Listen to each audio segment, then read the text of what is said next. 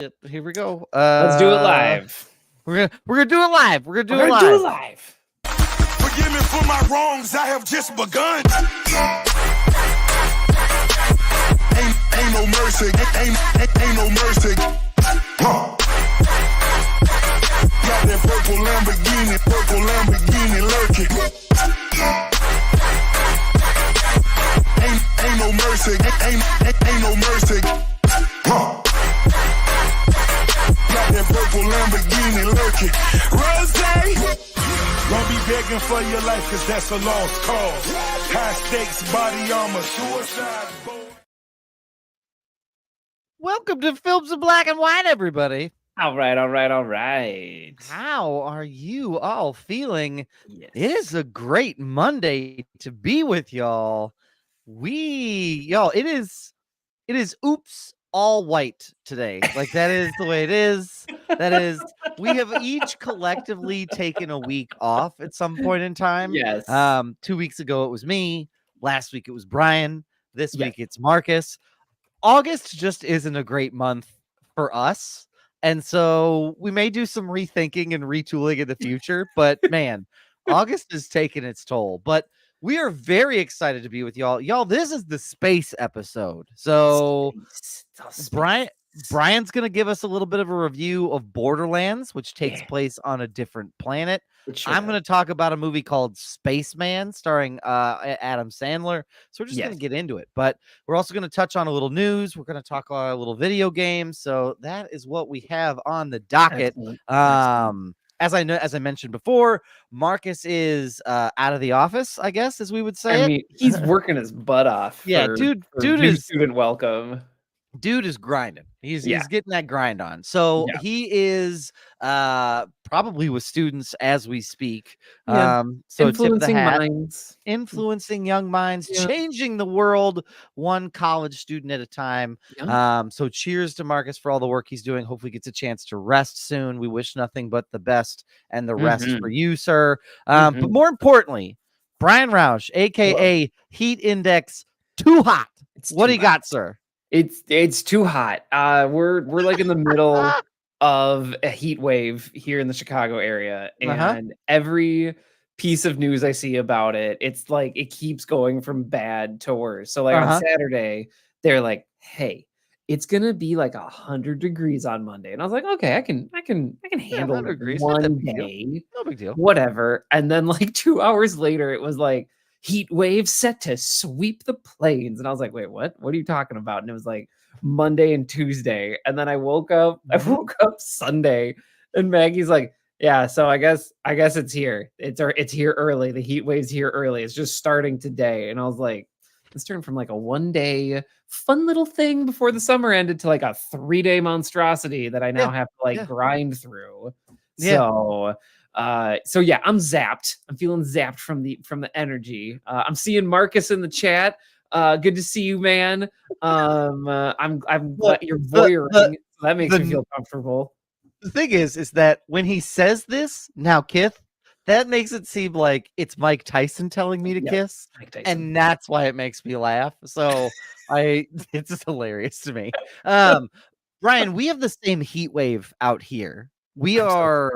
It is, and you're right. It feels like every time they talk about it, it's like, hey, it's going to be 100 degrees. Hey, guess what? Did you think it was 100? Fool, it's 105 because you didn't factor in the heat index. And you're like, how does this keep going up? Like, at some point in time, y'all are full of it. Right. It just feels like a lot. And maybe it's because this is the week my kids go back to school. So like, there's just a nice baseline of just rampant anxiety just below the surface. It's not bubbling up. It's just right under the surface for everybody. And yes, I see you, Mason. The Printer Paper Podcast. You got to start a list of these. Yes.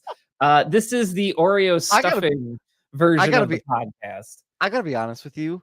The Printer Paper Podcast might be the AKA because that is so good. That's too good to leave on the cutting room floor. Congratulations, Mason. You did it. We did it. Well done. Brian, are your kids excited for school? they're excited to see their friends. But I mean, I got one going into kindergarten, so he's like Yep. nervous for the whole thing. I got one going into Yep. 2nd grade, so he's old enough now to be like, I know what this is. I'm not looking forward to it. I'm not scared, but I'm not looking forward to I'm it. not scared so much as I am disappointed that I have to do it again. Like, Pretty yep. much. Yeah. He asked me how many days. He's like, "How many days in a school year, Dad?" Like, I And wanna you're like, count 'em buddy, down. it's day 0, bud. Like Right? we're not even there yet. Yeah. So yeah, that's how it's going here. But you know what? I'm happy to be here. I'm happy to talk about Borderlands and also give a shout out to my bestie Brian Wall because I got to take him to Borderlands for his birthday. Bryan, why did you do that to that poor man? So we had I'll talk about this during my review. We talked about seeing this movie like Okay. months ago. Months ago, before there was even like a review. Okay. Um Jesus Christ. Like Steve Mason, not Mason, Marcus in there. Yeah.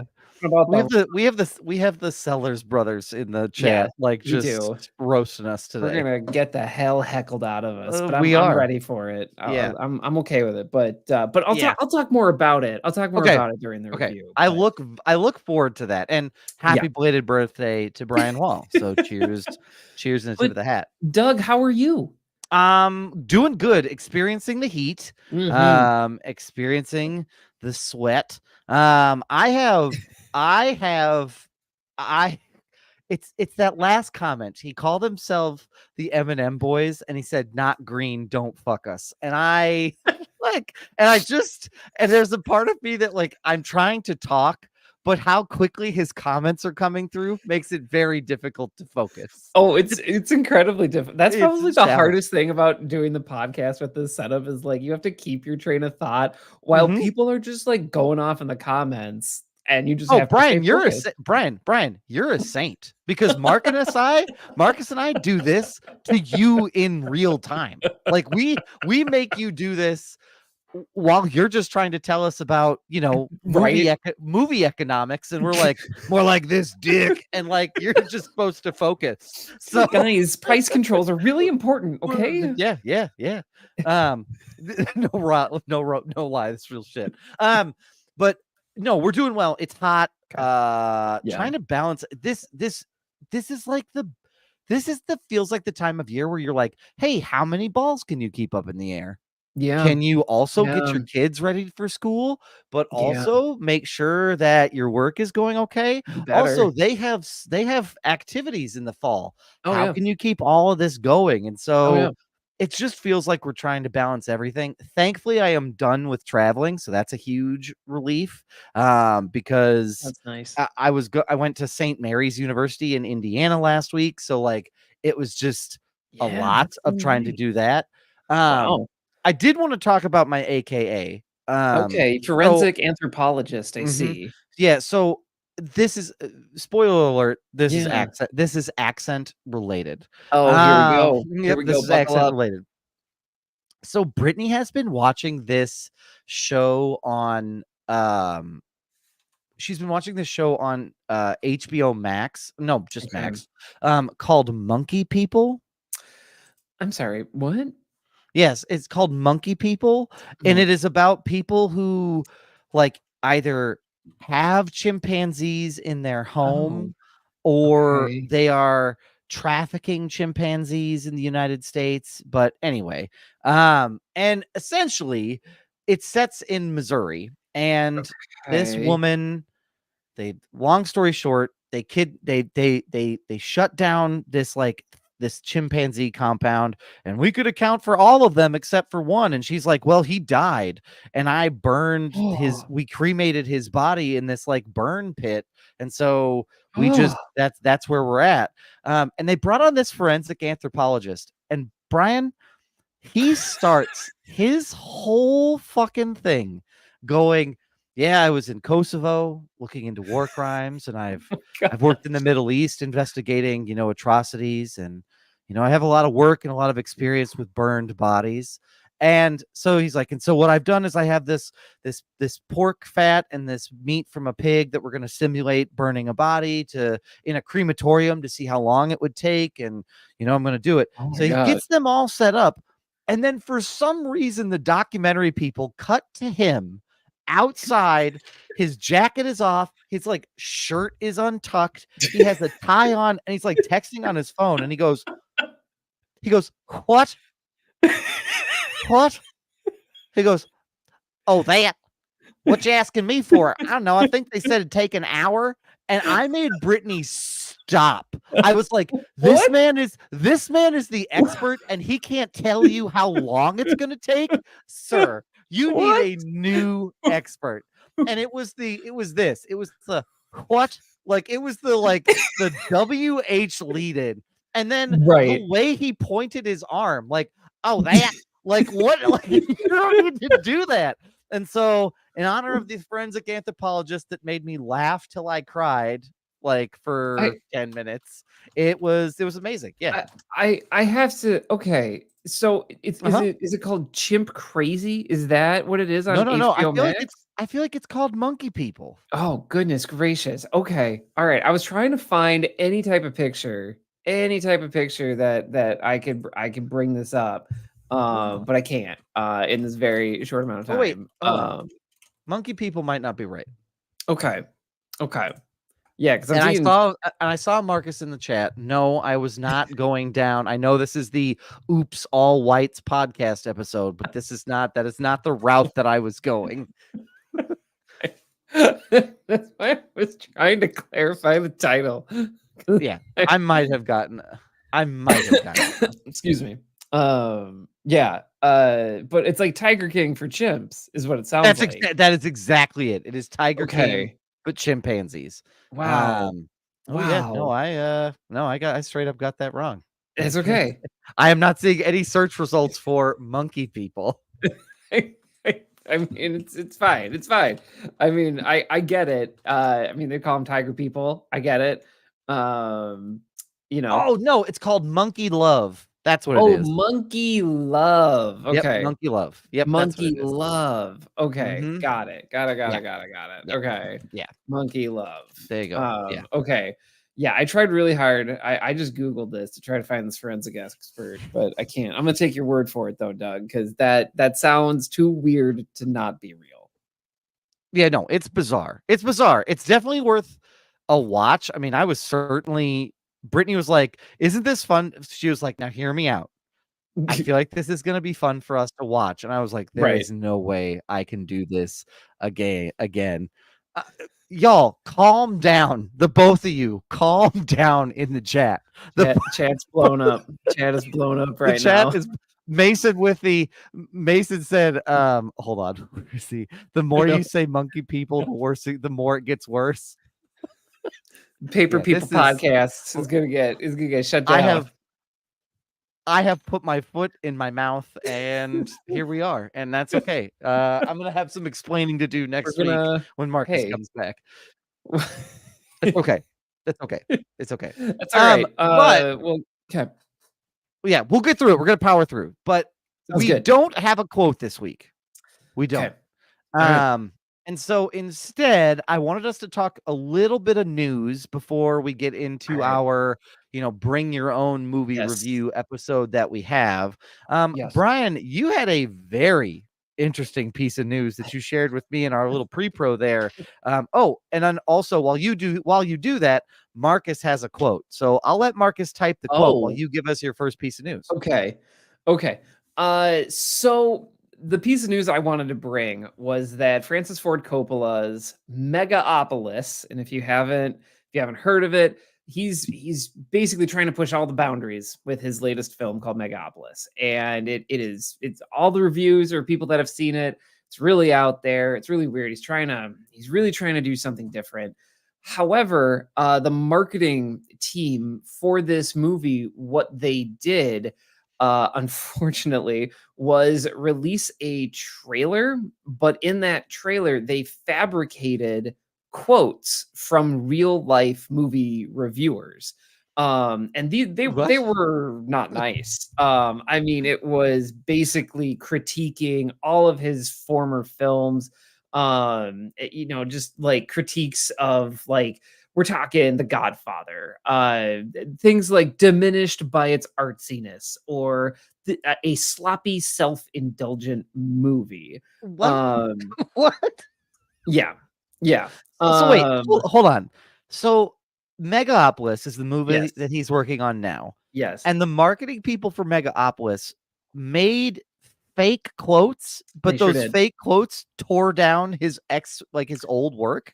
Yes. Basically, like if you thought that piece of trash, The Godfather, was even worth fucking watching, wait till you see Megapolis. Is that the gist that I'm getting here, Brian? Yes, that is the gist you're getting. God. Yes. So, I mean, essentially, I'm not going to read all of these. You can go see. I don't know if you can still see the trailer. I'm sure it was archived somewhere, but the internet remembers everything. Exactly. It's written in pen, as they say in the social network. So, all these terrible quotes that were not real. Then it comes out that all of these quotes were made up by AI. So on top of basically you're quoting people on things they didn't say, on top of that, it's just totally AI gibberish. So it's not even like a real thing a real person made. So essentially about 3 days ago, over the weekend, the person behind this idea was let go from the marketing team. Yep, that sounds right.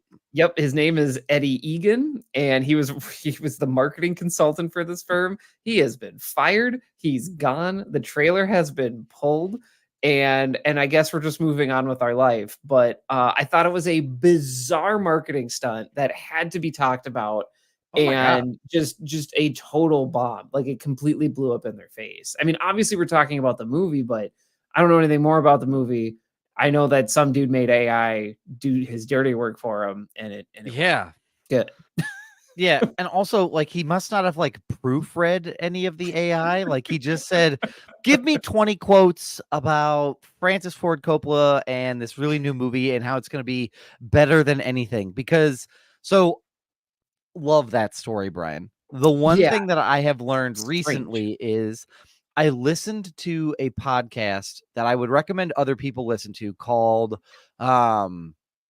oh God, it's by the Journal. So it's by the Wall Street Journal. Oh yeah. And it was all about AI. So it was a 4-part series about how OpenAI and ChatGPT got started. I'll post a link to the episode in the first episode in the show notes. They're really short. It was like 30 minutes. Give it a listen if you're interested in AI at all. Yeah. But man, they still have not solved for bias. They have not solved for just being negative and potentially a little racist and not nice. So they still haven't quite as the model gets better and better, they're dialing into it more and more, but they still haven't solved it. So this is just a great example of, they were like, "Hey, ChatGPT, give me, I don't know, 50 quotes about Francis Ford Coppola's old movies and how Megapolis will be better." And he just didn't check them. He was fuck it. I'm going to just print. Good. Well, I mean, obviously I get it. You want to drum up some controversy so people look at your movie, but you could have just made up people and attributed the quotes to them, right? But to actually put real people's names on them, you're actually opening yourself up to lawsuits, which is bonkers to me. Yeah. I mean, isn't that slander? I think it's libel. I think it's libel. Hold on, everybody. Let's go back to the Spider-Man quote. Slander is spoken, in print it's libel. Yeah, it's probably libel, Brian.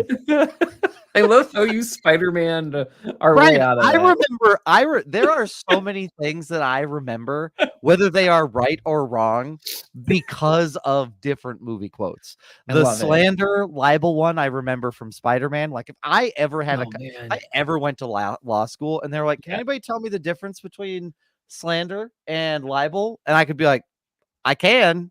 And it's from J. Jonah Jameson. I could tell you exactly what it is. I'm trying to think about the other things. I feel like this comes from watching Twister or maybe a different Storm movie. But anytime it feels like it's gonna rain, Brian, do you say to yourself out loud, oof, there's a lot of energy in the air right now. It's gonna be a big thunderstorm. I do not. Brian, I say that out loud to myself, like I can feel it in my knees, like an 85-year-old woman. I'm like, there's a lot of energy in the air. There's gonna be a storm. Like I can just, there's something about it where I don't know what it is, but it's just my knee-jerk reaction. I've learned so many incorrect things from movies. Haven't we all? I love that for you. But yeah, that was my big piece of news because I just thought that was nuts. So, it is nuts. That is nuts. I have one piece of news I wanted to talk about as well, and I want to take everybody back to about, I don't know, early June. Actually, really this spring. So we all remember the movie Rust that I do. Alec Baldwin was making, and unfortunately, cinematographer Halnaya Hutchins was given a prop gun. It went off accidentally, and she unfortunately lost her life in the process of making this. Well, there was a whole trial. He was investigated twice into his level of his responsibility. He was cleared both times from any like legal proceedings. Now I do believe he settled civilly, like because there was a civil suit as well. But one of the things that I think is interesting is Quentin Tarantino went on Bill Maher's Club Random podcast. Oh, gross. And Maher asked him the following question and said, how can it be Baldwin's fault? Like either you think he purposely shot that cinematographer or you think he didn't purposely shoot her. And if he didn't purposely shoot her, then it's all fucking bullshit. Am I wrong? And Tarantino responded, he goes, no. I think I'm being fair enough to say that the armorer, the guy who hands him the gun, is 90% responsible for everything that happens when it comes to that gun. He said the actor is 10% responsible in this type of situation. It's a gun. You're a partner in the responsibility to some degree. So this just the only reason why I'm talking about this is that this whole conversation feels madness to me, especially now that we are so far removed from it. Like it's so old that we've all moved on. So it's sort of like, what are we doing here? He said, now Tarantino went on to say that if Baldwin, quote, went through the steps that he's supposed to go through, then he should know better. The barrel is clear, that there's not anything wedged in between, and it's being shown the blanks used for that scene. So it's like, I don't know, like it feels really like, dude, we didn't ask you, like, just relax.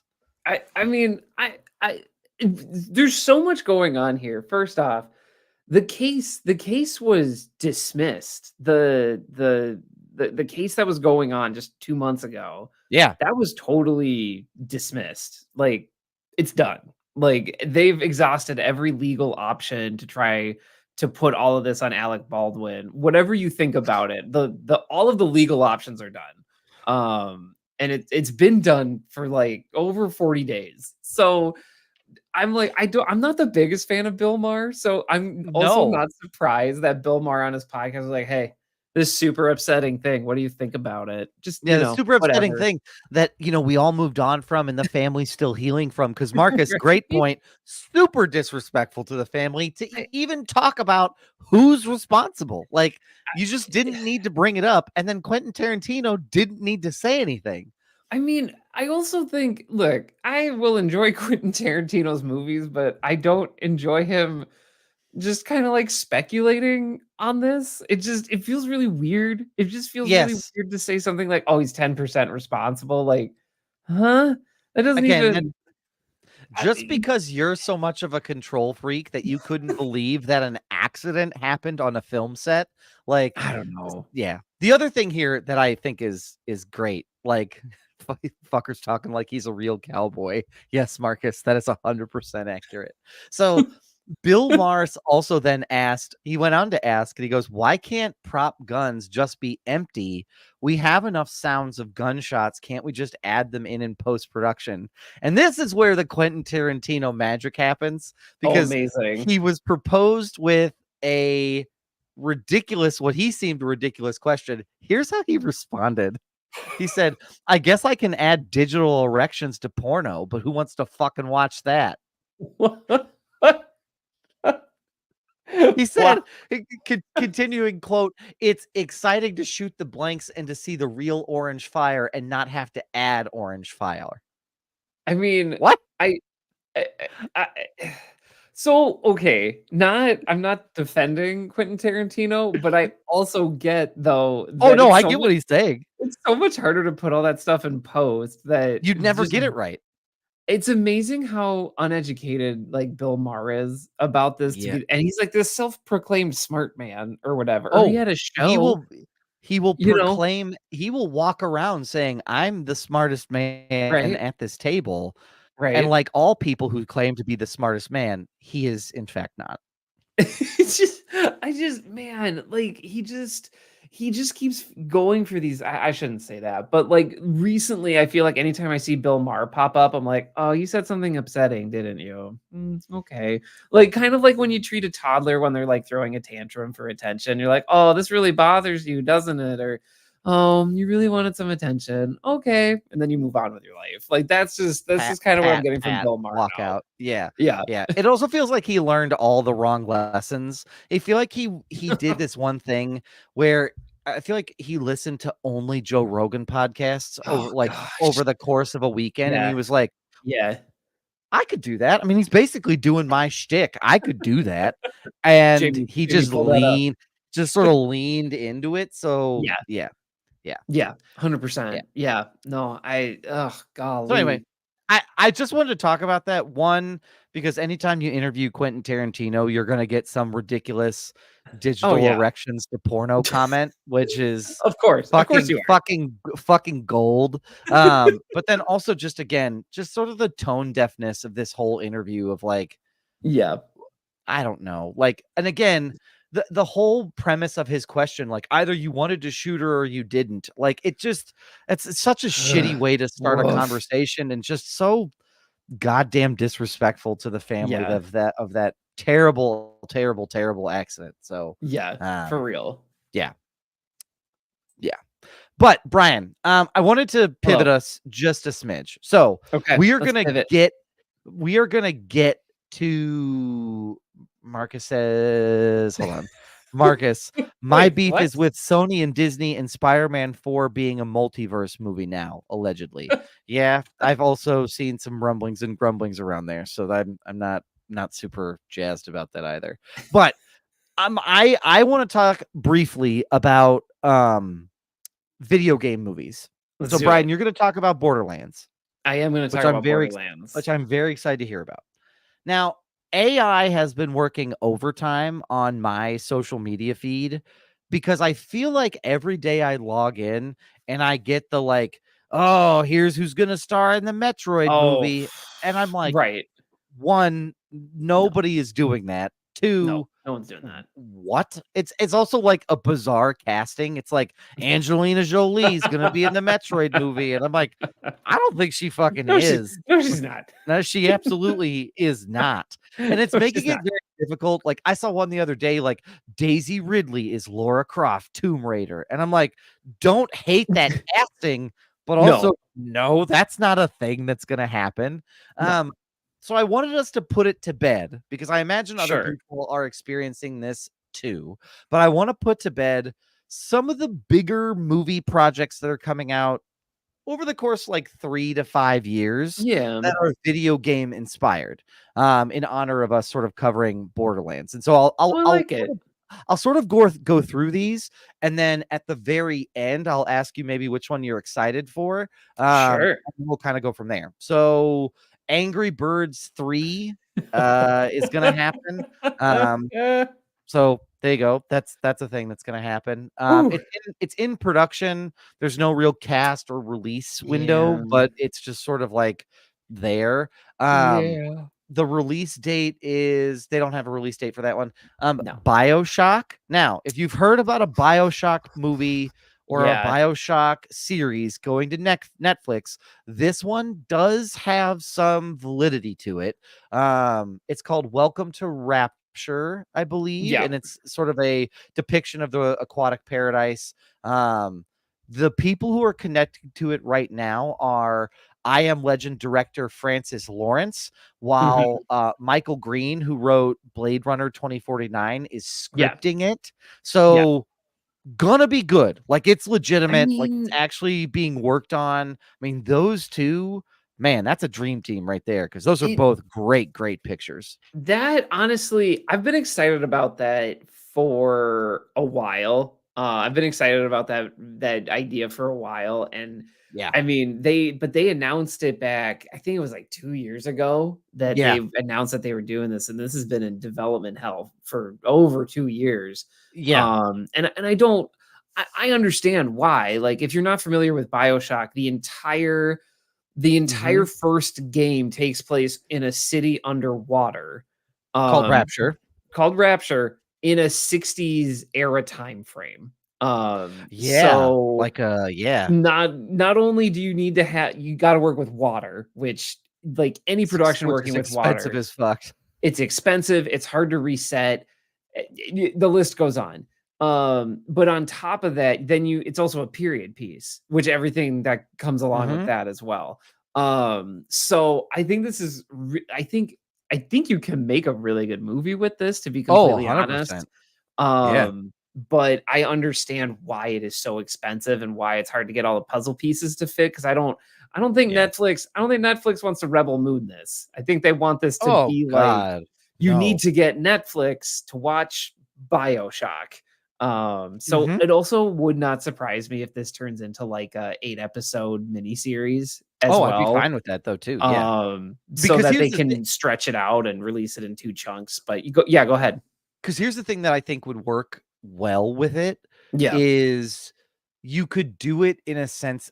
Well, I wanted to add something to your previous comment. The other way in which this could get really expensive is the enemies that you would shoot, the splicers in that always had really intense like makeup or masks, and they were kind of like crazy looking. So there's a lot of makeup work that would be needed.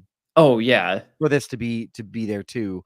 And you're just wet. You're wet all the time. It's just wet. Like, it's just, there's water everywhere.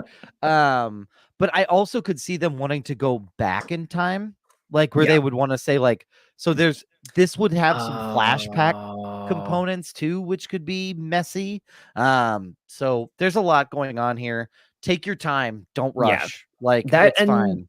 That could be a way to stretch your budget too, is if you had flashbacks, you wouldn't have to worry about all the underwater stuff. And everything that comes along with that. It's a lot easier to shoot on a volume screen or something like that. So 100%.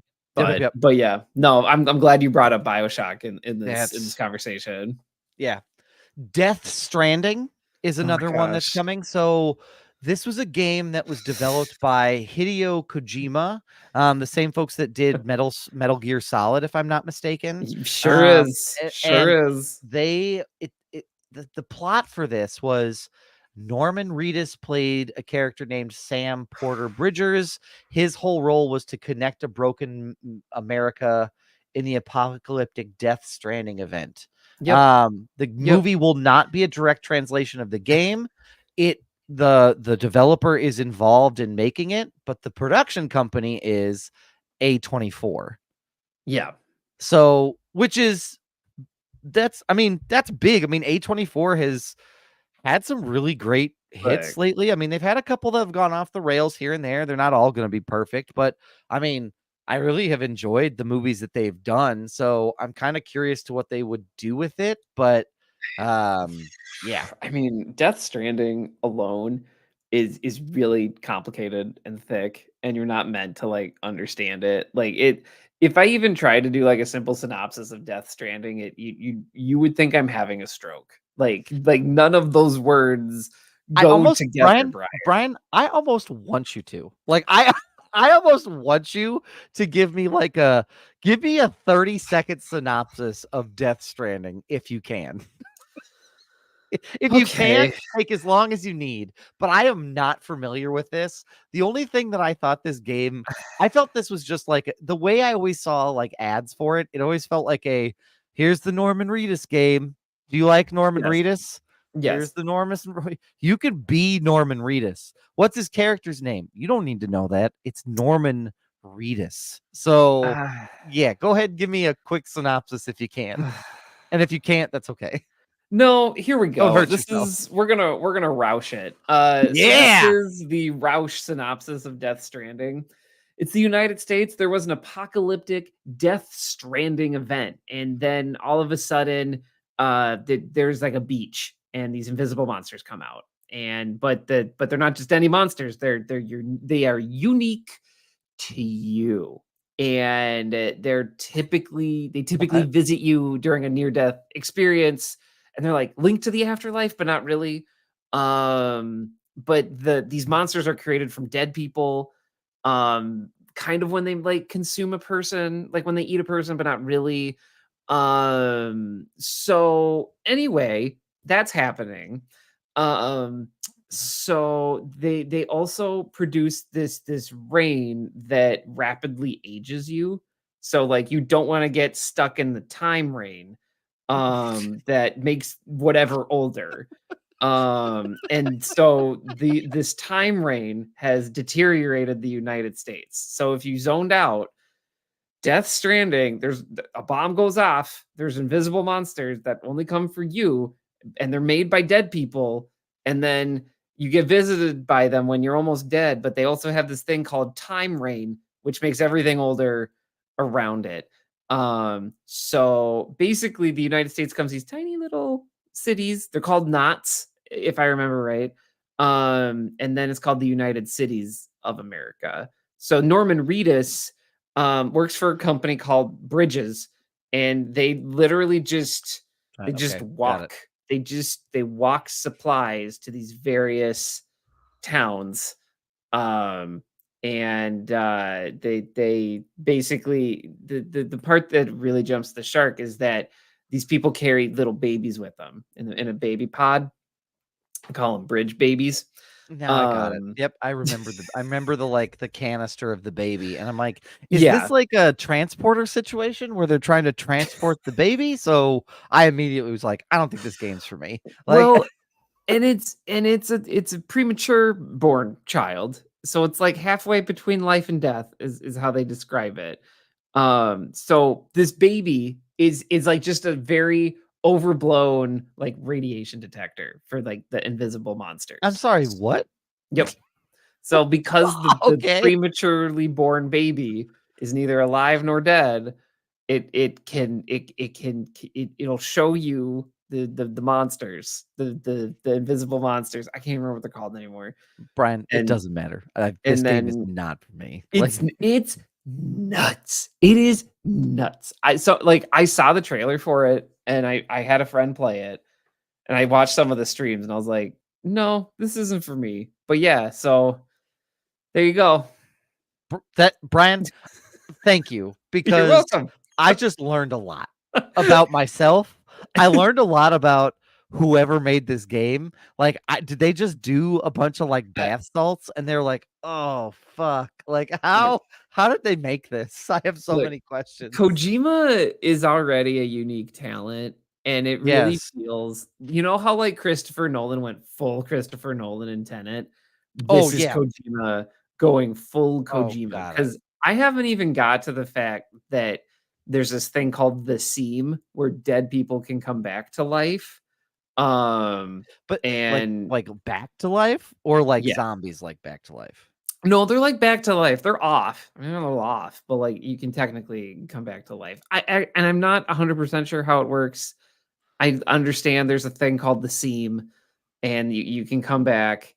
But there's something that interacts with like the invisible monsters. I'm sure the premature baby's not happy about it. I'm sure about that. But yeah, that's no, I wouldn't. I mean, I don't think that the premature baby would be happy about anything, really, to be honest with you. Oh, yeah. Okay. Okay. All right. Well, So here we go. Yeah, Death Stranding. There you go. There you go.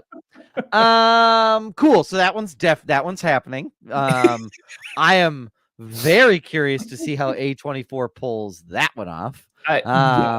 Yeah. They did say it isn't going to be a direct translation of the There's game. no way. There's no but way. I am curious to see what do they keep and what do they go, because this feels like this feels like very much like Kojima could have been like, no, you want to cut the fucking premature baby? This deal's off. How dare you, sir? Like, it feels like like you can't just go cutting my babies here and there. Right? Like, I want to play a video game where there is a pod of a baby on my back. Okay, there's no pod baby games that I get to play, so I'm gonna make one. That's what I mean. It's just like, okay, Kojima, sure, you want the pod baby, take it. God, go nuts, man. Have fun. Yep. The next one I wanted to talk about is Detective Pikachu 2. There was an article in Deadline that reported that Ryan Reynolds could be involved in making another one. Live action lead Justice Smith said he's not sure if he wants to go back and do it again. I don't. So this one seems like they could go anywhere with it. Yeah. But that's also kind of the beauty of the movie, is that they kind of could do whatever they want with that. And they don't necessarily have to. It doesn't have to be a direct sequel. The one left off on such a high note that you didn't need to pick that story back up again. So it was so charming. It was so charming. Like, I enjoyed it without watching it with kids. I remember, it's an enjoyable time. I'm actually really surprised they haven't figured that out sooner. It feels like money on the table to me. It does. Yeah, absolutely. Duke Nukem is another one that is rumored to come out. The Hollywood Reporter says Cobra Kai creators Josh Held and Hayden Schlossberg and John Hurwitz will be producing alongside Dune and Godzilla's production company Legendary.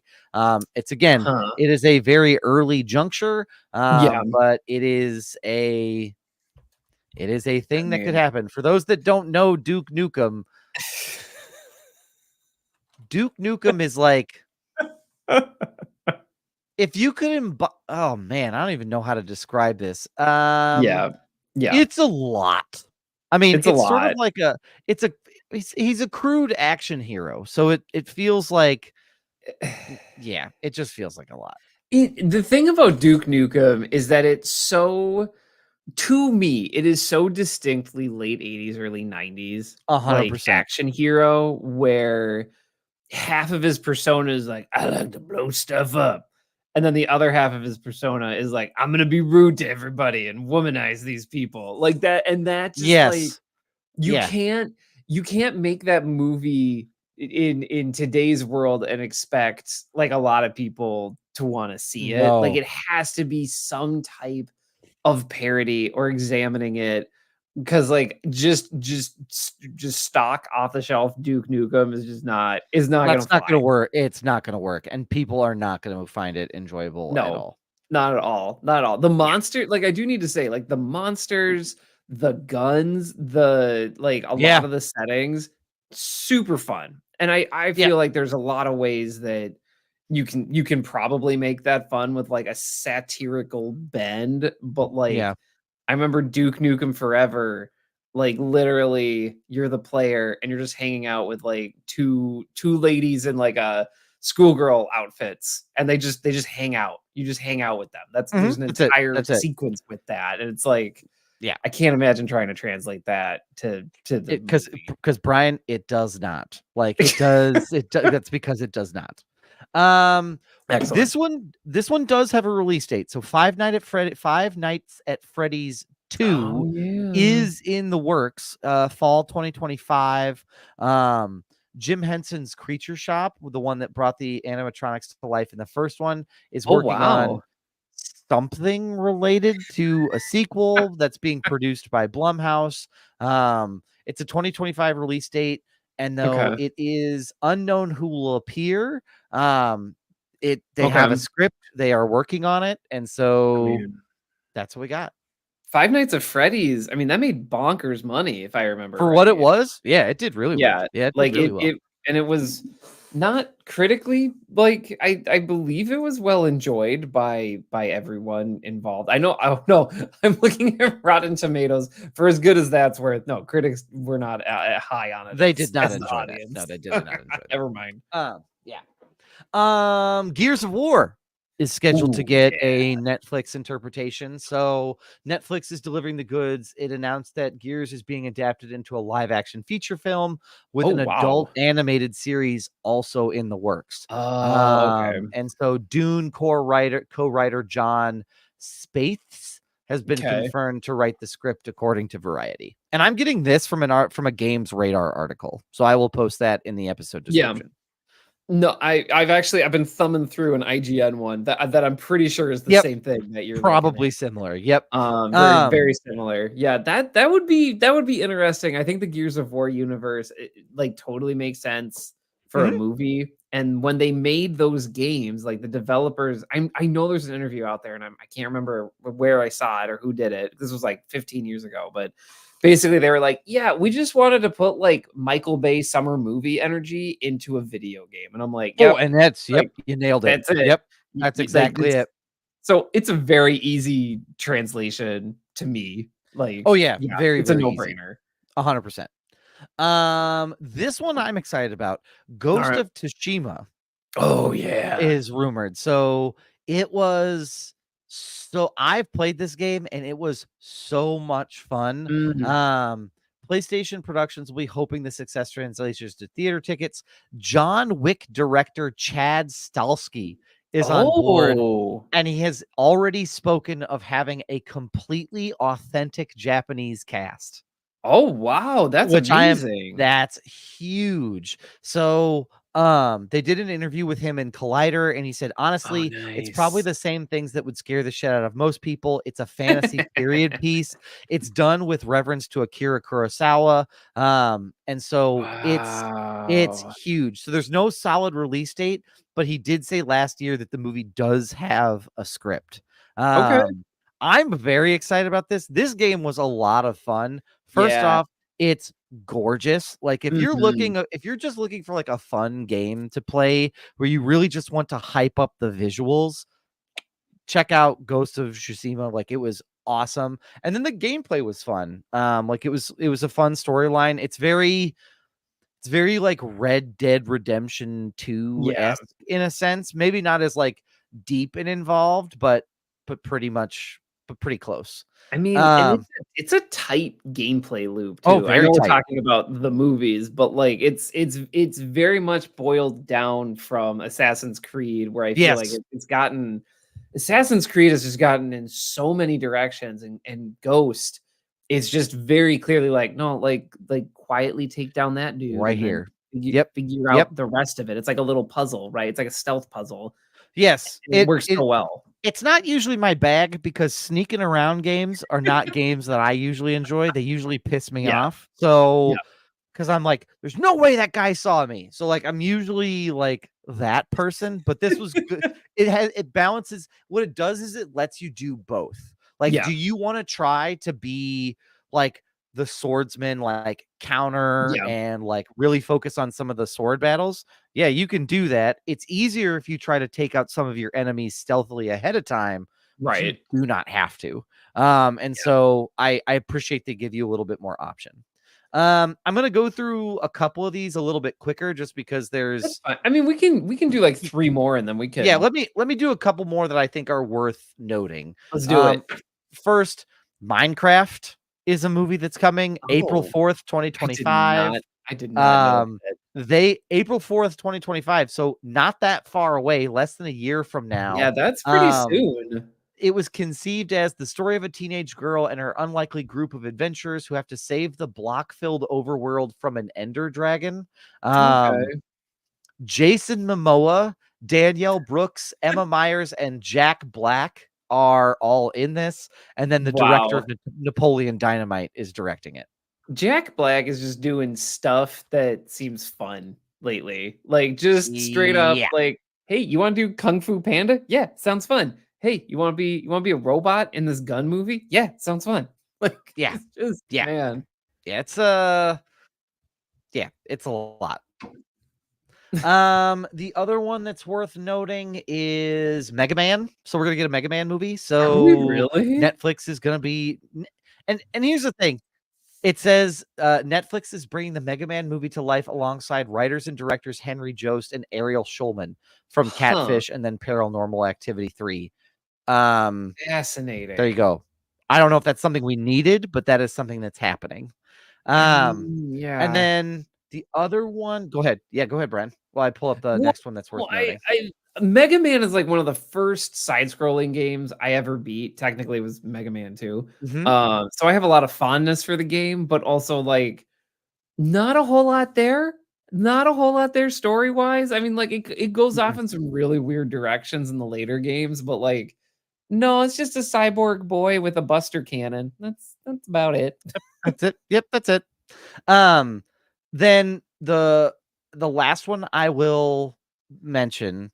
Yeah. I'll do a quick brief one. No surprise, Sonic the Hedgehog 3 is coming. Like we know that. We're getting that trailer tomorrow, I'm pretty sure. Yeah, we're getting that trailer's gonna come out.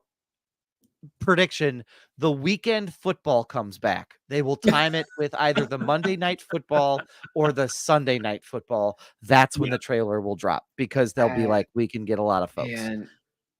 Man, I mean, Shadow the Hedgehog is so weird in canon because like the whole reason he has motivation is because like he's friends with this little girl that they kill at Area 51. It's so bizarre. It's so he was in love with a girl who he met at Area 51 and was like, this is the moment I am going. Yes, as we all do. As we fall all in love with people where where I met my first love? Area 51, Brian. Yeah. Yep. Yeah. Me too. Okay, here's the last one. Let's do it. The Legend of Zelda. Yes. So The Legend of Zelda.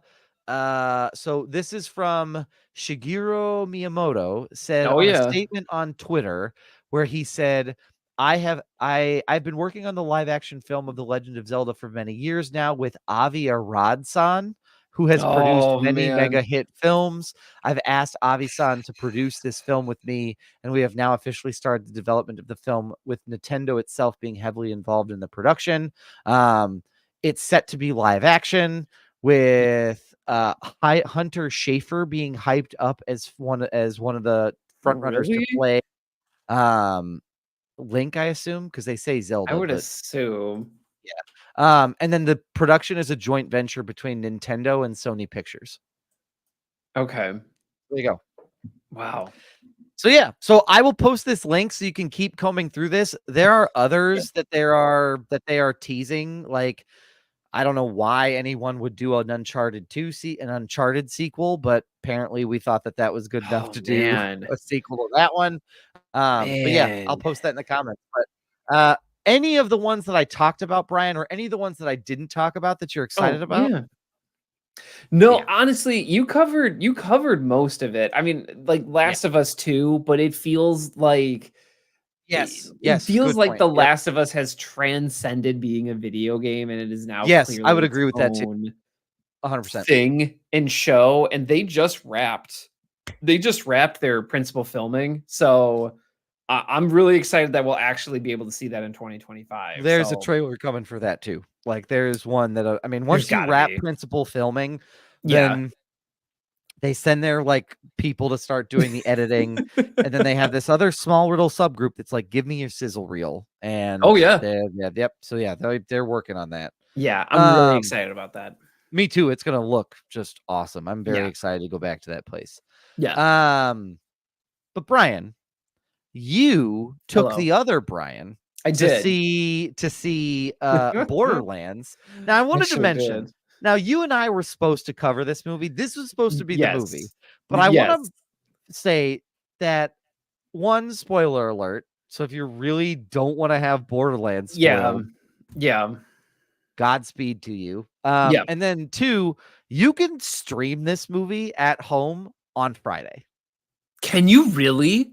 Yes, Brian. They have said that it will be available for purchase on demand starting Friday. Holy buckets. Yeah. So I couldn't find this movie anywhere near me, which is unsurprising given that the announcement was, "Hey, by the way, this goes Wow. on to me either on the 28th, which would be technically Wednesday, but I think it's Friday." Nope. I'm on YouTube right now, and you can pre-order it, and it's expected to be available at 11 p.m. on August 29th. So Yep, there you go. Thursday. Yep, so So Thursday. Yep, so so Thursday. Thursday, if you're in the Central Time Zone. If you really wanna watch Borderlands at home, Oh you my could watch it god. on Thursday. That is honestly post 2020. That is the metric for how bad your movie's bombed. If Oh, it yeah. it immediately moves to streaming. It hasn't even been a month. Also, it makes sense why you couldn't find a theater if Uh-huh. they're already moving on to streaming. Yeah, I mean, that's 6 days, and I was looking for a theater. I shouldn't have Uh, been looking for a theater. you should not have been looking for a theater for its second week in No. theaters. Like, If it had done absolutely not. if it had done well, absolutely not. Oh, I mean, Yep. yeah, that Yeah. too. Yeah. Yeah. But Brian, give us the barbershop summary for this movie. All right. So essentially, welcome to the Borderlands. They never call it that, but welcome to the Borderlands. You have Kate Blanchett. She is the centerpiece character. I really hope you like Kate Blanchett because she's running the show. And we are trying to find the daughter of this big company's CEO. So we're trying to find his daughter, and it's called Tina. So she can basically open up this magical vault that is hidden away on this planet Pandora. So essentially, the whole movie is Kate Blanchett trying to track down Tiny Tina, played by Ariana Greenblatt, who is wonderful in this movie, by the way. She's man, she is gonna be great. I know I'm still in barbershop synopsis, but like, I it's hard for me not to say it because it's like she's surrounded by so much mediocrity in this film, and I'm like, girl, you're gonna blow up. You keep going. Like everybody's got a Borderlands. Okay? Everybody's got a Borderlands. Everybody has a Borderlands. So we go to Pandora, and we're on the quest for first the daughter, and then eventually the vault. So hopefully we can find out what's in the vault. So it's like that's it. Honestly, that wasn't my best barbershop summary. No, Brian, if that's it, then that's it. Like, but that's this movie though, is like, it's just like, oh, there's some really interesting elements here. And then you're watching it and you're like, okay, I guess that's about what I expected. And that's it. Well, okay, cool. Yeah. Who else is in this besides Kate Blanchett and Ariana Greenblatt? Oh, Doug, we got Kevin Hart as boy. Roland. We got who else do we have here? We have Ariana Greenblatt as Tiny Tina, Gina Gershon as Mad Moxie. We got Jamie Lee Curtis as Dr. Patricia Tanis. Or Jamie Lee Curtis. I know. Well, I'm going to share a fact about when this movie was filmed, and it might make some sense. Jack Black as the voice of the robot Claptrap. The other thing that I want to, there's also one other person I want to highlight here, Janita Gavankar as Amanda Knox. And if you're like, who is Janita Gavankar? If you ever watched The League, she's Shiva, and she's been in a ton of other stuff. Okay. But the first time I saw her, I know exactly who you're talking about. She was Shiva in The League. So I'm a big fan of hers. She's been in a ton of Star Wars stuff too. So big fan of hers. There you I'll go. just leave it at that. So yeah, that's your cast. That's your cast. Fun stuff. Now Brian, tell me, like, you said that there's a lot of mediocrity in this movie. You said that there's just some things that worked really well, some things that didn't work so well. So give me the rundown. Like, what about this movie did you think worked really, really well? What are some parts of this movie that you thought were like, what are we doing here? So the things that work really well are that this movie does know what it is, which is helpful. And what I mean by that is we're not lingering a whole ton on plot. We're moving it right along. We get into the exposition almost immediately. We're getting to the action. If you want to see Kevin Hart shoot an assault rifle, this is the movie for you. He's shooting that thing probably half the movie. The action is pretty solid. I'm not going to complain about the action in this movie. It is a solid action movie. Like, Got it. Okay. the reason this movie is mediocre is not because of its action or aesthetics. It is purely story based. Okay. And Avi Arad, who you just talked about, doing the Legend of Zelda movie, is why I kind of had that reaction. Because if you're not familiar with Avi Arad, he was also one of the leading voices in Marvel before it became the MCU. So you're looking at your Spider-Man movies, your Ghost Riders, your Fantastic Fours, and there's just this like quality to an Avi Arad production that you can just tell where he's like, nah, do this thing, it'll be fun, do this thing. And it's like, are you sure? It doesn't really fit. No. They want to see it blow up, make it blow up. Pretty much. There's some great set pieces in here that I really enjoyed that absolutely arrested me. The story beats were a little rough, and at one point I was like, man, it like Cate Blanchett is such an accomplished actress. I'm trying to just like put her into this movie. Like, how does this I want to work? know what favor she owes. Well, Doug, I'm here to tell you that she doesn't owe any favors. So because she was wanting to do this movie, because this film was filmed in 2020.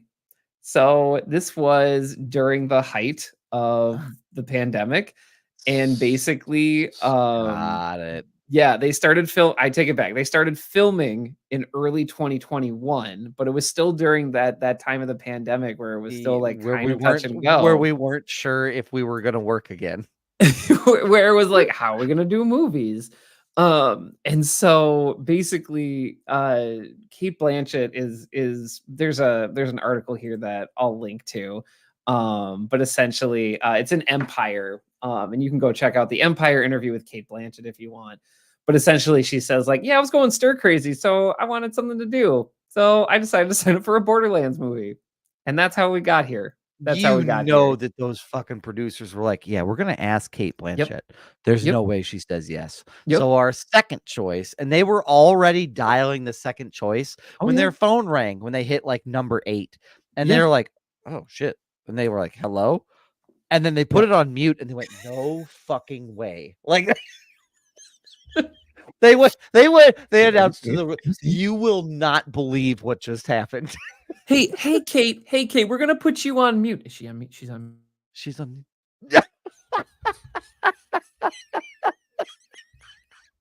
Yeah, Kate, are you still there? Yeah, are you still there? Yep. They absolutely. I feel like it is a dog that caught the car a little bit. Oh, 100%, 100%.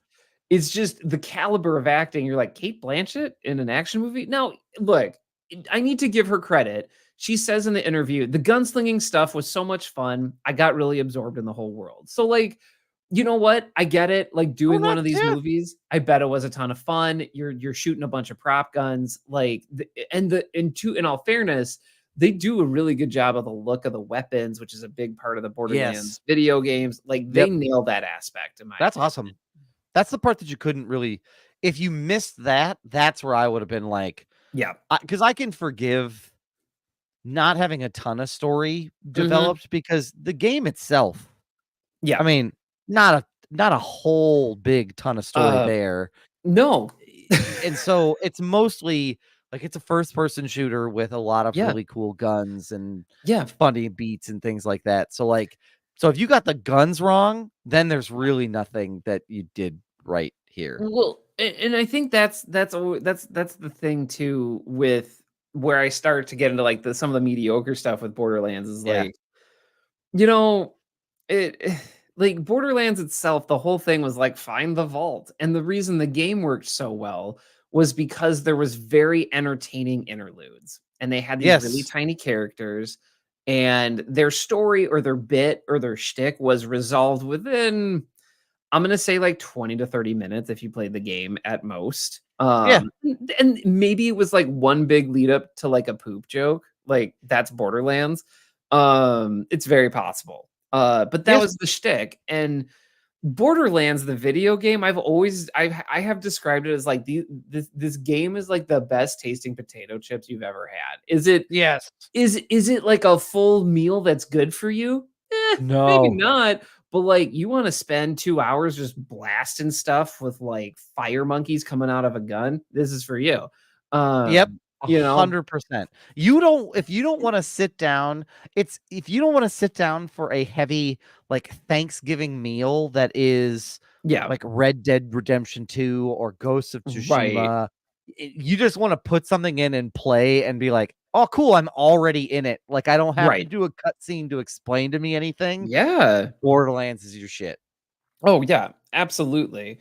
And I think it I don't know. I think I don't know. It's just really hard. It's really hard to describe like why the story doesn't work in this movie. I think partially it's because it's just a little bit cookie cutter of like there's a twist in here and I bet you won't find out. And about halfway through the movie, I was like, oh, so this person is ABC to XYZ. Okay, cool. Okay, like that's fine. I'll go along with it. No. And again, the action tell is them that you don't know the twist yet. Just make them feel good. just, just don't worry about it. Take And it. I think that where it comes in is just that there's nothing surprising about the story. And I don't Got it. like I don't need there to be an M. Night Shyamalan twist in a Borderlands movie, but one of the things that made Borderlands fun was that you did have these zany surprises and you did have these moments where it was like, ooh, this is tough. Like, I don't know, like how I defeat this boss, or like, oh, I know how to defeat this boss. And that was kind of the push and pull with Borderlands, in my opinion. And so translating that to a movie, I think is really difficult. And I think what ended up happening was they just kind of went with like, let's just have a serviceable story and then we'll make everything else look great, which is fine. And a direction you can go. And I enjoyed seeing this in a theater. But yeah, this is a story that you will not need to focus a whole lot on. I'll be totally honest. Kate Blanchett is wonderful to see. She's fine. Like she's great. She's enjoyable. Ariana Greenblatt, she's very enjoyable in this movie too. Kevin Hart is, I don't know, there was something off. I'm just gonna say that there was just something off about his performance, and and it's not bad. It's just like it was very clear that he wanted this role to be like, I'm Kevin Hart, action hero. Don't remember any of the other comedy stuff I've done. That's kind of what it felt like. Forget that I'm funny, like right now. Basically, and like they made one joke about his height, but then after that, it just like they didn't really bring it up again.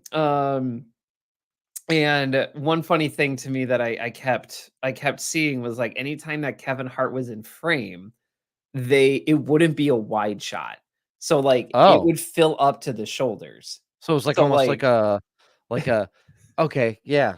You know what I'm saying? Like I'm trying to get really close to you, Doug. But basically, if you cropped my screen right here, it would be the sides of my shoulders. Yeah. He was always operating like the center third of the screen. Yes. Holy buckets, that's perfect. Yes. He was never not operating 1/3. Yep. Because they wanted him to seem bigger. Got it. Yes.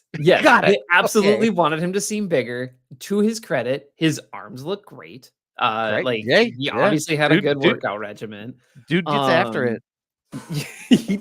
Absolutely. He's getting those gains. So honestly, that's my Borderlands review in a nutshell.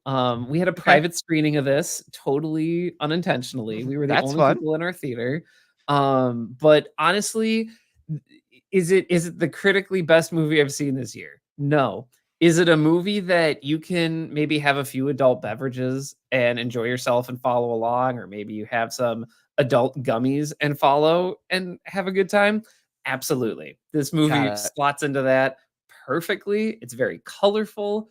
It is filled with color, action filled. I'll recommend it for like that genre of viewing. And there's one last thing that I want to talk about before we move on to Spaceman with Adam Sandler. One of the things that got pointed out when the trailer came out for Borderlands was that you could see a stagehand when they opened this hatch. So I'm gonna show this to you, Doug, and I'll show you where to look. But basically, if you look here, there was a person who, when they opened this hatch in the trailer, if you look at the top of it, there's a stagehand there that opens it, because all the other characters are in frame essentially. So if you're watching this, or if you're not and you want to watch this, it's at the hinge of the trap door. So it's essentially like when you pull that trap door up, right in the hinge, you can see someone there. Yeah. Who shouldn't be there. So right there. You have two arms here at the top. You have this psycho guy. That's what they're called in the movie. Yeah. But nobody's coming but from nobody there. could pull that up. Right. All the principal actors are on the bottom half of that shot. This is at like the 10 or 12 or 19 second mark that I'm seeing this at the Borderlands trailer. Anyway, that made it into the movie, Doug. Holy fucking shit. I'm dead serious. It made it into the movie. I understand people miss granular details all the time, and it's fine. I still enjoyed myself. I saw this in a theater and I enjoyed myself. But I did laugh because I was like, oh, they're doing the hatch moment. I wonder if they digitally scrubbed that. Nope. You still see the poor PA who has to pull back this thing so everybody can step into frame. So yeah, that's so wild. Yep, that's so wild. You'll be able to see it for yourself this Friday, coming to streaming. Yeah, go ahead. It'll be available for video on demand starting on Friday. Well, awesome. Well, Bryan, we're gonna stay in space. Let's do it. Let's keep going the space train, and we're also gonna keep it weird, Bryan. We're gonna keep it weird. I watched the movie Spaceman. All right. Spaceman came out. It was a Netflix original that came out in 2024. Okay. When was the exact release date? Doesn't matter. Okay, I'll look it up for you. Go ahead. So let me give you now what I'm about to say to you. What I'm about to say to you is going to sound like I've made a mistake. Like that I don't know what I'm talking about. Okay. But I assure you what I'm about to tell you are plot points from this movie. Oh, that's fine. Okay. This was released on March 1st, by the way. Okay, so yeah. So about like 5-6 months ago. Yeah. So Adam Sandler plays a scientist named Jacob Prochutska and Jakub, Jakub, Jakub. Jakub is stationed on a spaceship by himself, heading out into what I can describe as what looks like sort of a nebulous cloud in space, but is very, very close to Earth. Okay. For some reason, this space project is sponsored by the Ukrainian government. Don't know why. They meant it, they went out of their way to talk about it, but I don't exactly know. Why. Okay. Yeah. But anyway, so essentially, Isabella Rossellini from Blue Velvet fame, the acclaimed actress Isabella Rossellini, plays the commander of this program that is being sponsored by a communications corporation. To basically send a cosmonaut out into space to see what is this big pink cloud that we can all see from Earth. Yeah. And he has been alone by himself on this spaceship for 158 days. Oof. There is no one else on the spaceship. That is just him. And up until this point, he has been fine. Now, he does routine check-ins with Peter, played by Kunal Nayyar, who's from Big Bang Theory. Oh.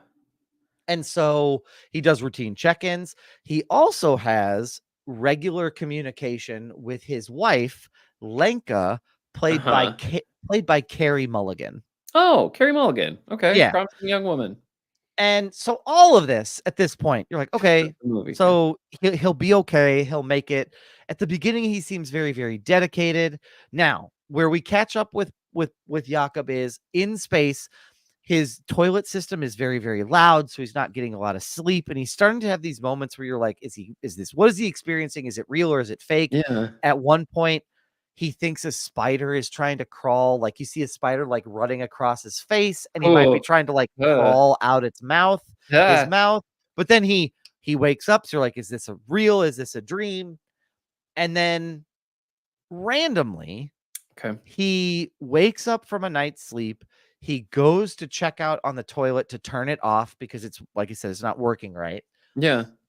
And he sees a giant spider golly in the ship with him.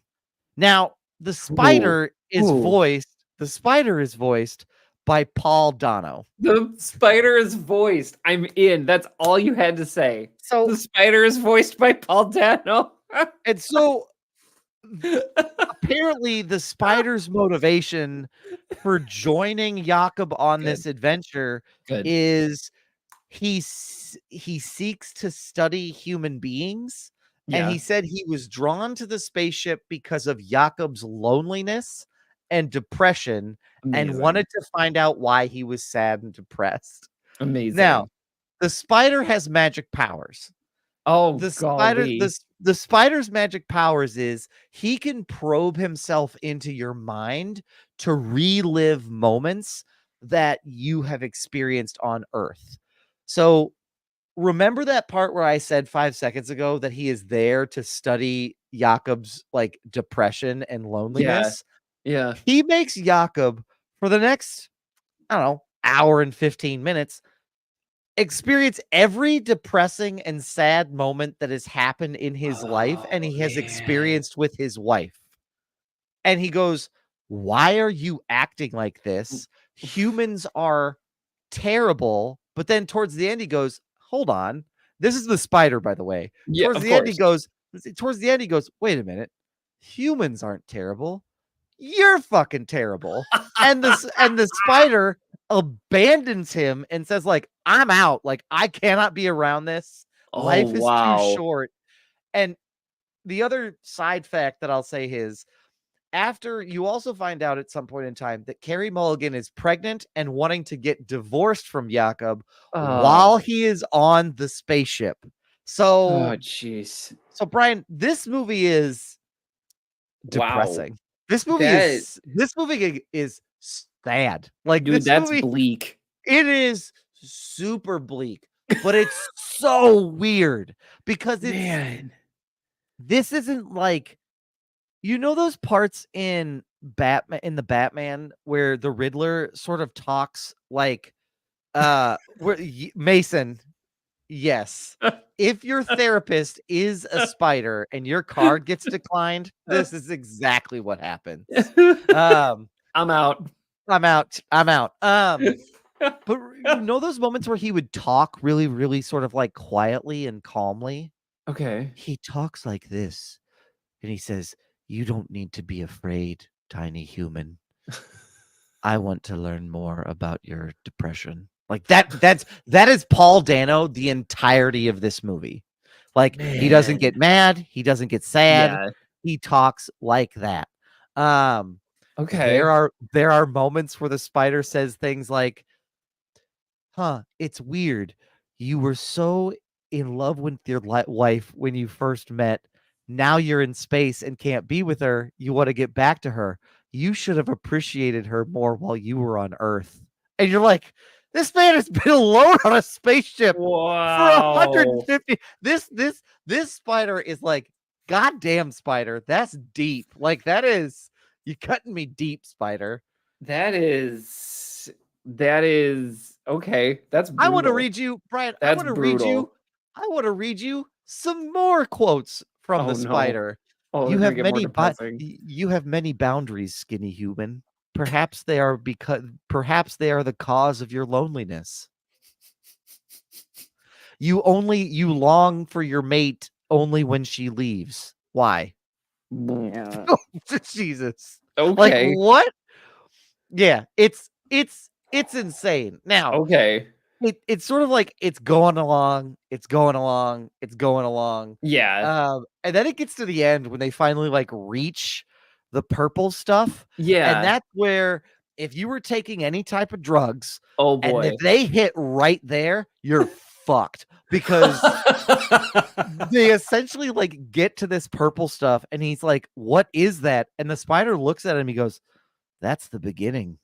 And they're like, "The beginning of what?" Oh man. That's the beginning. And then finally they get out of the ship Yeah. somehow and they get out of the ship and they start like floating through the purple stuff. And the Excellent. spider's like, "See, this is where all of it is. This is where all of your knowledge is. This is where all of life is. This is where your beginning, your middle, and end is."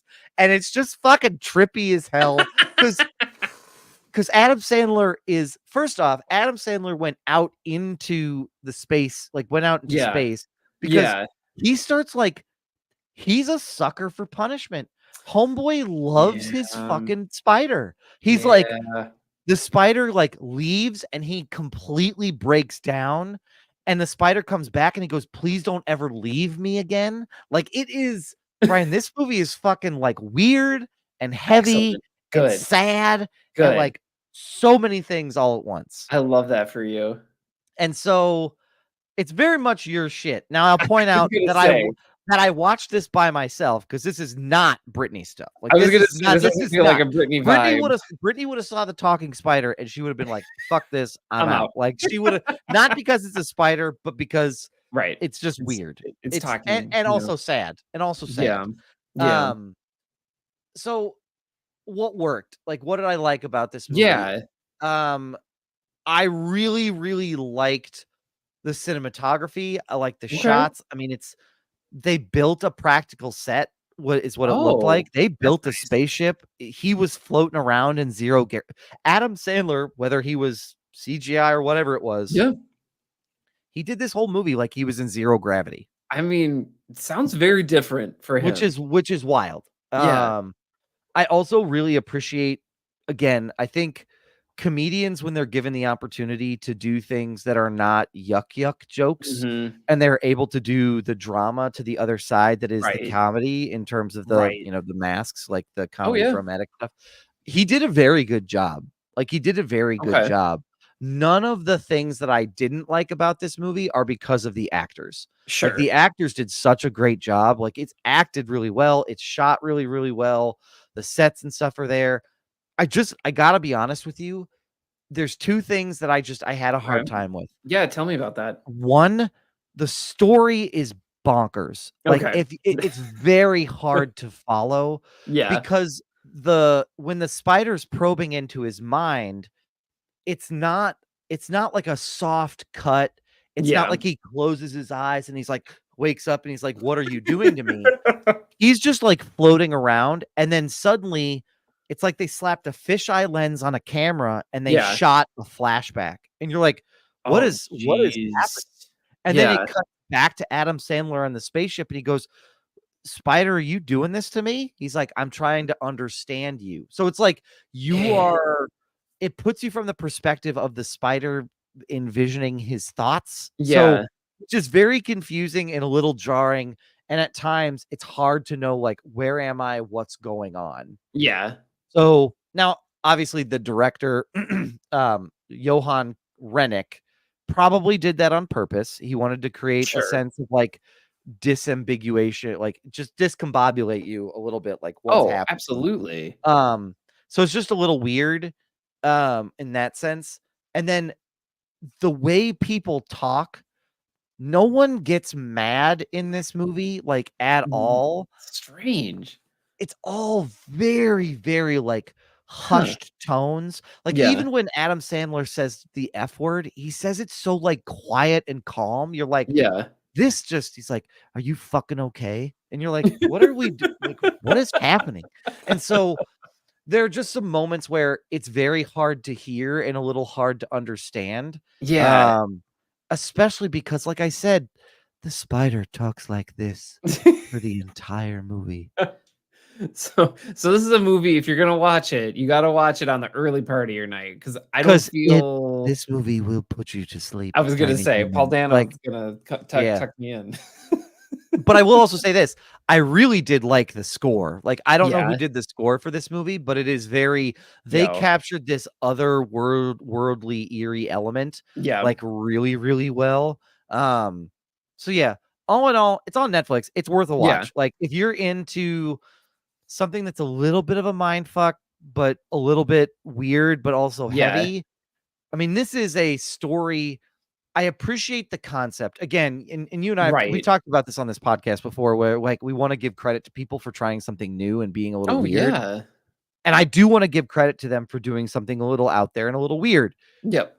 They said, what if we could tell a love story, but I don't want the two people who are in love or who are going through their, hard time as a couple. I don't want them in the same room. I don't even want them on the same planet. Yeah.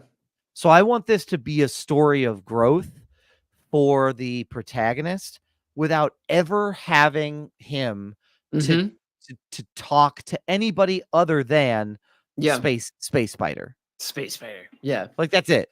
And so Wow. I think it's profoundly interesting about how there's other pieces woven throughout that. Okay. I mean, it's basically Adam Sandler acting with himself is what uh, it Adam sounds Sandler like. acting with himself opposite Okay. a CGI spider. I mean, that Played by honestly, played that's by Paul Dano. exciting. Yeah. That's a challenge. Like, Yeah. you do have me though at like Adam Sandler stuck in a space station with himself and a Yeah. spider that he can talk to. Yeah, Feeling I'm into it. feeling lonely and depressed and having to like explore that. Yeah. No, I'm into that. Yeah.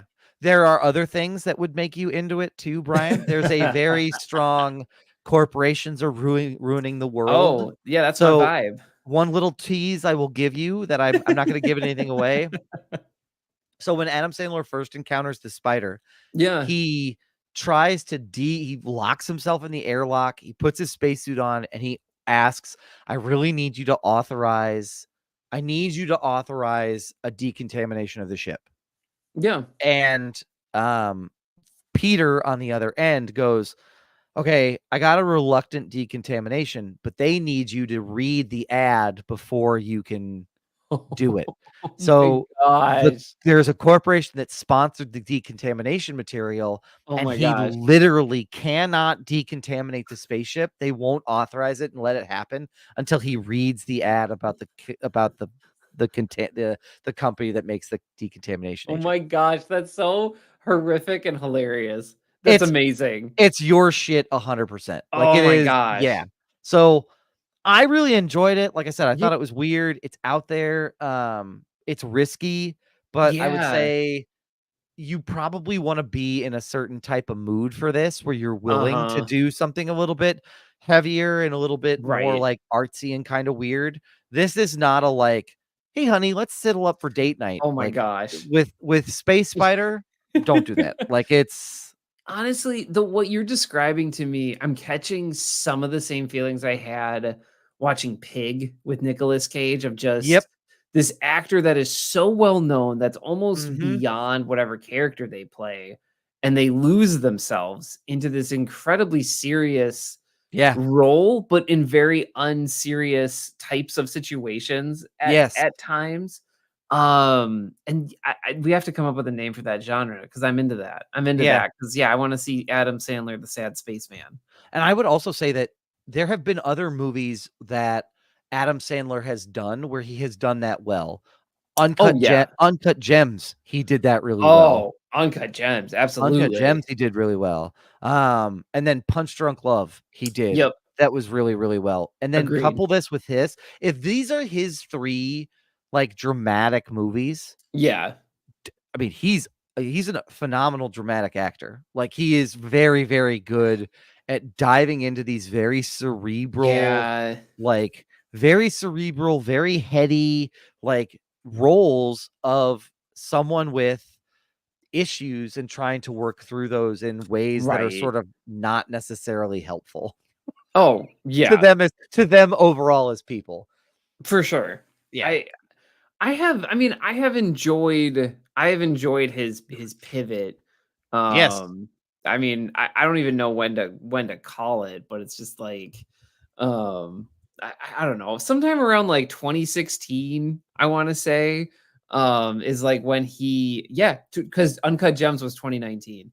And I know Punch Drunk Love was earlier than that, but Mm-hmm. I don't know. It really feels like after Uncut Gems, it was just, man, it felt like you saw him popping up in more of those roles and giving him that shot to me. Yeah. And I want to show you a picture of the space spider. Okay, good. I need to see it. Because I think it's important that we see. I think it's important that we see the space spider. So, here we go. So that's the space spider. Oh, hello. Hello. Yeah. Hello. That thing is kind of terrifying. I'm not gonna lie. Yes. If I was and also he has these that. he has these other like little tentacles that he uses. So like, oh man. Yeah, there's a lot happening here. Like, Yeah. like where imagine waking up and you're in space by yourself and you walk in and see like that fucking thing. Like that's just yeah. That's a sizable monstrosity right there. Yeah. That I would panic about, I think is the technical term. And the nose. Oh, and if you have other questions, like, oh, does he have mandibles? No, this motherfucker has teeth, like a person, and he has a weird nose. And so there's a lot happening here. And so so this is like a picture of the ship. And so they kind of that's how they shot that. But yeah, so that's Spaceman. Wow. Okay. Well, I'm happy you brought that for Bring Your Own Review. I'm fascinated by that movie. It was on my list for a while, again, for the same reason that like we already sort of talked about, which is like I like seeing Adam Sandler do weird stuff like this. Yeah. And so I wanted to see it. And so this was when I found out I couldn't see Borderlands, I was like, this is it. No, I appreciate it. And I agree. I like people taking big swings like this. And swing away. It also inspires me to create a bracket of movies where it's like out of like fish out of water type. I would love that. Of actors that we know and love doing something completely new. Yeah. And trying to make it work. And now for something completely different bracket. Like that like bracket where it's like you get like Pig and this and like a bunch of other ones. I would have to do some research, but like this is not, Adam Sandler's not the first one to do this by far. So no, that inspired just this movie review has inspired me to even start thinking about that. So and maybe I'm glad you brought it. And if you do see it, Brian, I'm very curious to hear what you think. Very curious. This absolutely sounds like my jam. So it does. Anything else that you want to chat about? No, that's all I have for today. Well then, Brian, what do you have to plug this week, sir? Hey folks, you can go check out my wife's printables shop on Etsy.com. Go to Etsy.com and then search Color Me Confetti in the search bar. You can go see all of your party printables that you can print at home. Absolutely. Want to plug follow the mantra, never offended, always humble. Marcus is working on some new music as we speak. Soul Tie is working on some new music. Head over to the store. It's a link in Marcus's bio on all of his socials. Get yourself some merch, but remember to always follow the mantra, never offended, always humble.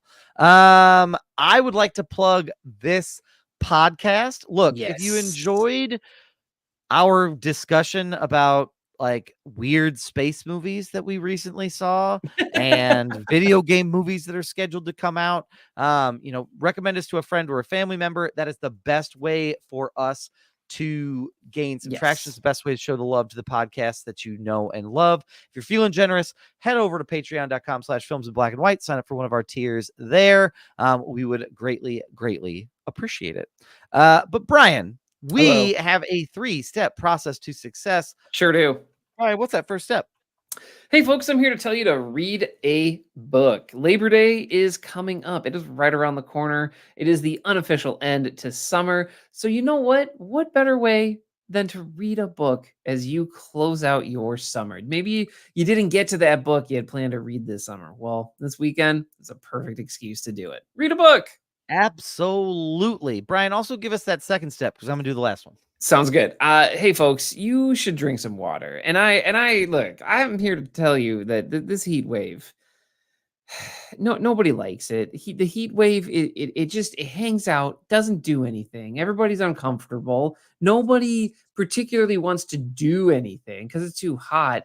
But there is something you can do for yourself, and that's drink some water. So make sure you're drinking some water, please. 100%. Take care of yourself, and you take care of your body. Your body will take care of you. Look, the other thing is, look, it's 100 degrees outside. Like, we are thoroughly entrenched into shower territory. This is you gotta wake up in the morning, you gotta wash your ass, and then you gotta go, like, right before you go to bed, you gotta wash your ass again, because y'all, it's a lot. Like, this is the type of weather where you walk outside and the sweat just starts dripping right there, straight down the crack.